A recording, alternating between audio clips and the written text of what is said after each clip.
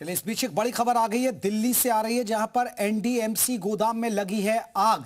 दमकल की कई गाड़ियां मौके पर पहुंची हैं। तस्वीरें हम आपको दिखाने जा रहे हैं कि दिल्ली में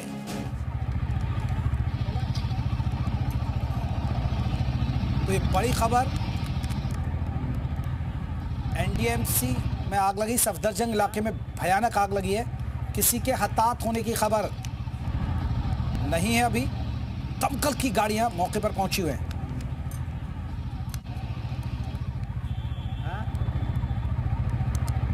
तो बड़ी खबर दर्शकों को बता रहे हैं जहां से ये खबर आ रही है।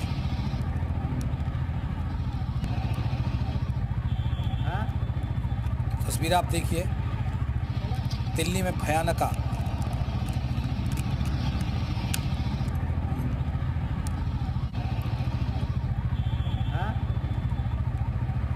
तस्वीरें हम आपको दिखा रहे हैं।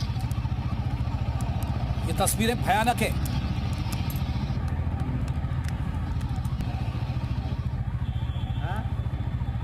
दमकल की गाड़ियां मौके पर है। किसी के हताहत होने की खबर नहीं।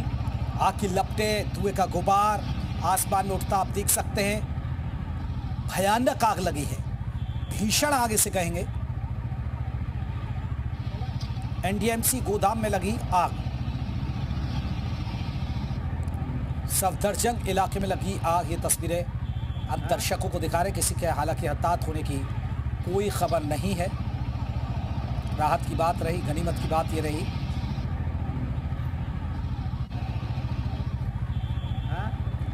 आग की लपटों का अंदाजा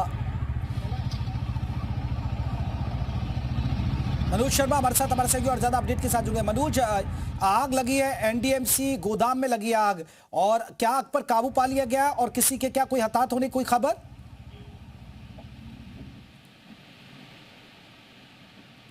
आप सुन पा रहे हैं मुझे?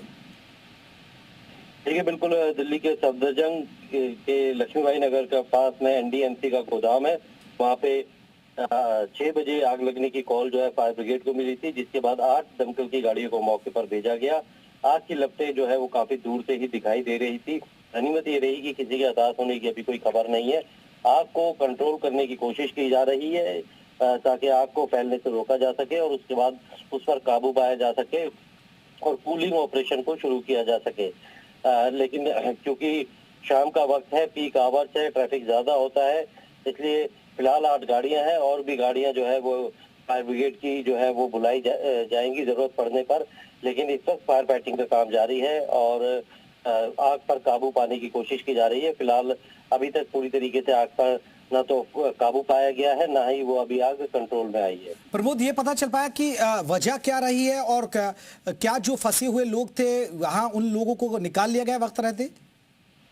देखिए, अभी तक इस तरीके की जानकारी नहीं मिली है कि वजह क्या थी। जब आग एक बार पूरी तरह बुझ जाएगी, जब कूलिंग ऑपरेशन होगा और वहां पर जांच की जाएगी, तो उसके बाद जो आग लगने की वजह है उसके बारे में जानकारी मिलेगी कि शॉर्ट सर्किट की वजह से आग लगी है या किसी की लापरवाही के चलते ये आग लगी है। लेकिन फायर ब्रिगेड का सबसे पहला काम है कि आग को कंट्रोल किया जाए, उसे फैलने से रोका जाए और उसके बाद उस पर पूरी तरीके से काबू पाया जाए और कूलिंग ऑपरेशन के बाद जो है वो जांच की जाए।